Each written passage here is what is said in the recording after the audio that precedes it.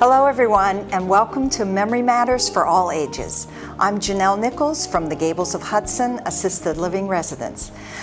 This first week of the month, we usually talk about multitasking, and we're going to do the same thing today, but technology has brought multitasking to a whole new level, and sometimes a very frustrating level. With us today, as usual, is Catherine Kilpatrick, speech-language pathologist with over 40 years of experience, national speaker, author of over 30 publications. Kathy, have we lost our manners? What do you observe as we? I would say yes, yeah. Very much so. One of the things that I would like to encourage our viewers to do is to take a look at the previous months, because we've talked about multitasking, the impact that it has on our memory. We also have talked about strategies, and we have also talked about some of the research. So I think that's something that people want to take a look at as well. And then today we are going to talk about that. And I think with the upcoming holidays, we really need to pay attention the younger population when we're spending time with older adults, because I am hearing from this population frustrations. You know, they're so excited to see their family. They don't get to see them very often, and it seems like everybody's looking down, working with something or watching a movie and so forth, and it's pretty frustrating. So that's why I kind of wanted us to put this in, and I think we talked about this, you know, to make some awareness for the holiday. Well, I think it's a very important subject because we all face it. You cannot sit in a restaurant or any place without hearing phones going off, everyone looking down, and you're talking about older adults being frustrated. I get frustrated. My daughter is 31, and I get frustrated with her. That phone never leaves her hand. And of course, it's a wealth of information. I mean, it's a wonderful technology to have. It is. It's wonderful. But it is frustrating as far as conversation, time. I don't get to see her much. She doesn't live here in the area. So I'm very frustrated when I don't get to spend that time. I'm jealous of that time. But it is. Technology has taken us to a whole nother level. It really is. And I think for those of us that have been around for a while, it's like, okay, you know, what goes on here? So why don't we talk about some things to think about?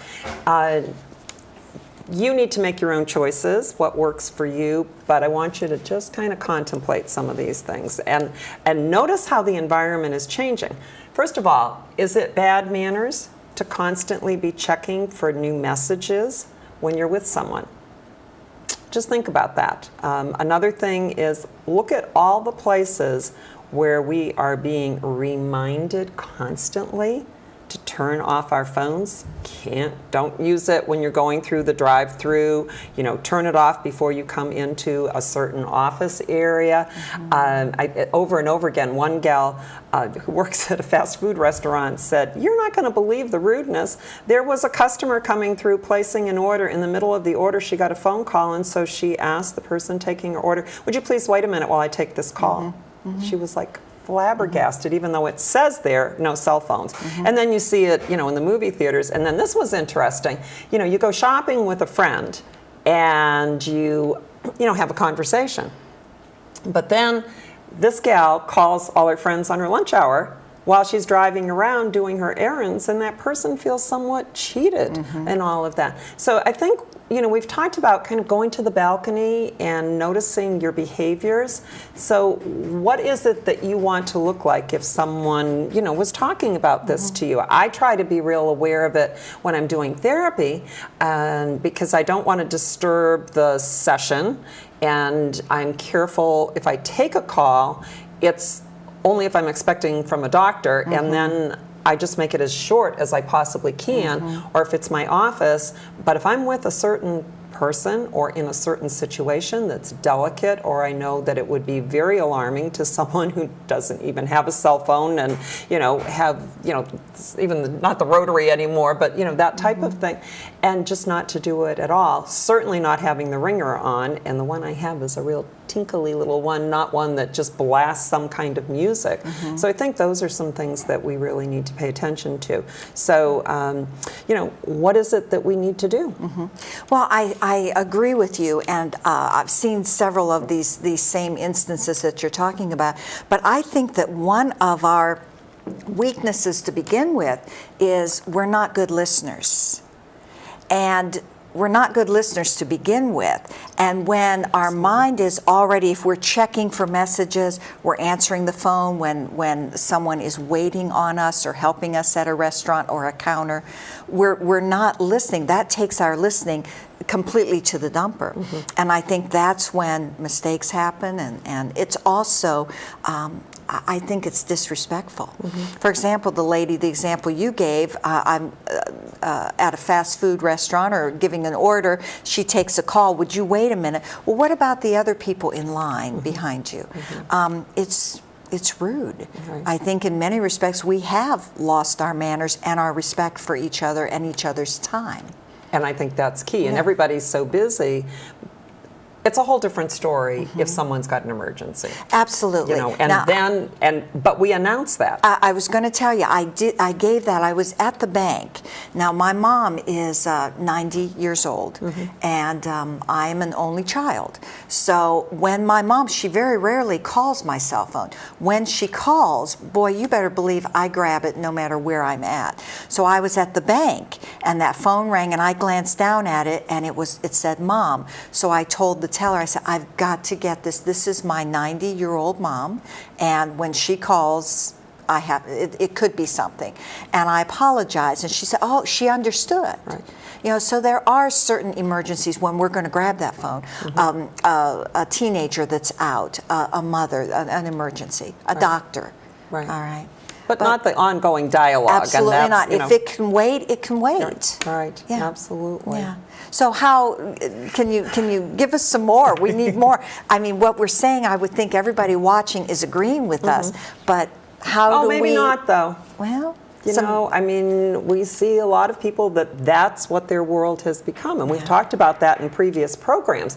What was it? One study that we did read a while ago. 14 hours the student was spending on his iPhone. Right. I mean, when do you have time to develop a personal relationship with someone? I think, if you're spending more time with a device in a relationship than one-on-one contact, how does that make you feel?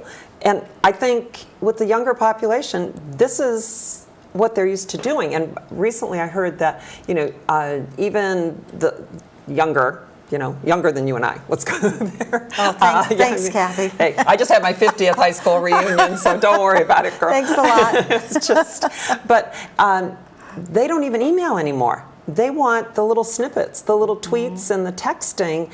So where's the conversation? And how are we building that? So, and I think that it's hard. I remember a situation years ago where a friend of mine who's quite a bit younger spent most of the time that we were at a concert texting back and forth to her children. And she kind of had her back like this so that it wouldn't be disturbing. And I said nothing because I wanted to enjoy the concert, but I felt like she had a seat, but we weren't doing the experience that we've had with so many of the concerts that we've done.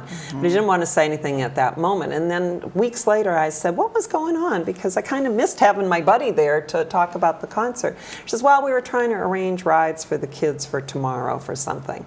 And I thought, how did we handle that before?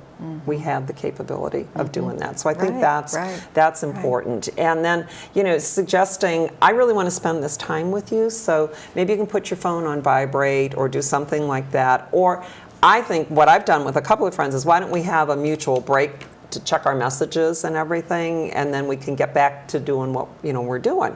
So I think that's really, really important.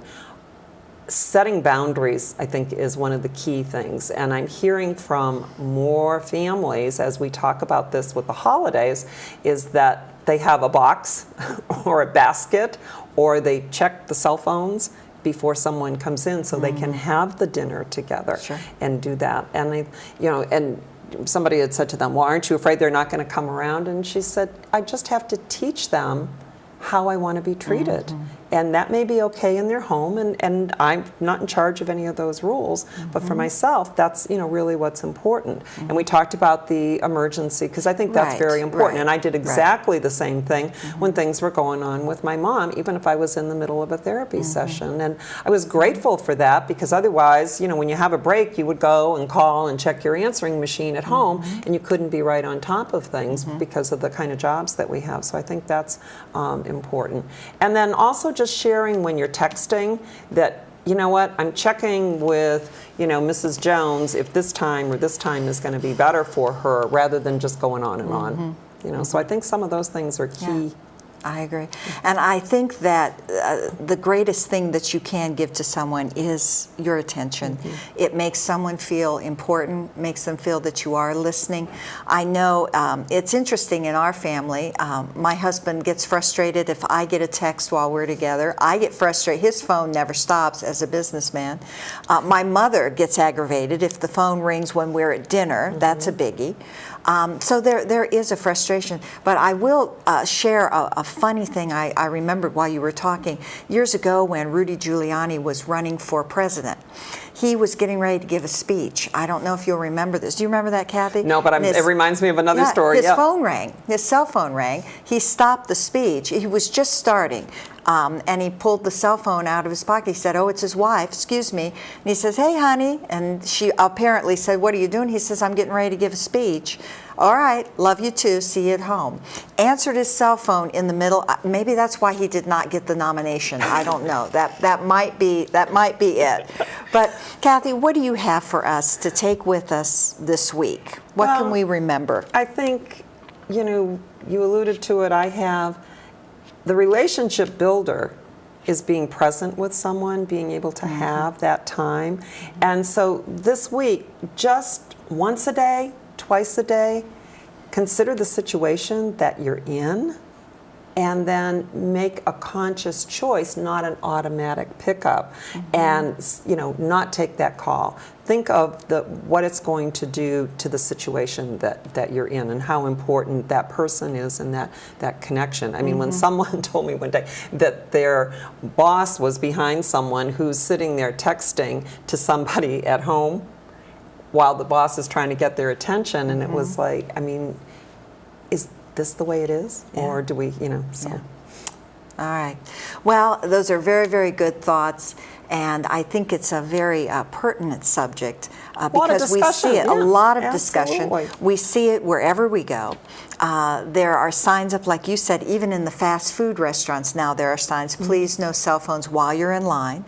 So it is a very important subject, and I think that we're all experiencing it. And even when you mention the theater, you'll see people will cheat with that. About halfway through, if they get bored, you can see the light in that dark theater from their phone that shows. Have you been in a theater where someone's been escorted out? I have. Have you really? I have not yet. Someone complained and they escorted them out. Yes.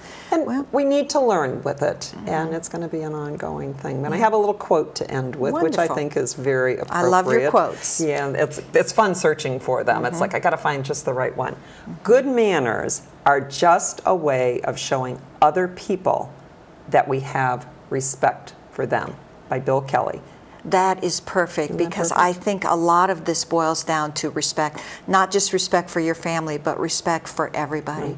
The teller at the bank, the person at McDonald's, respect is the key. That's an excellent quote. I really like that. Well, I hope today gave you some pause for thought. It has me. Kathy, thank you so much. Oh, thank you. We'll be back next week with some more good information. At the end of this broadcast, please watch, and you'll see information about Kathy's blog and how to contact her and her websites. There'll be further information on there about what we talked about today. You'll also be able to contact us. We're talking about doing a show where we answer some of your questions and your emails to us. You can contact Kathy there. Thank you very much for joining us today. Now go and make it a great day.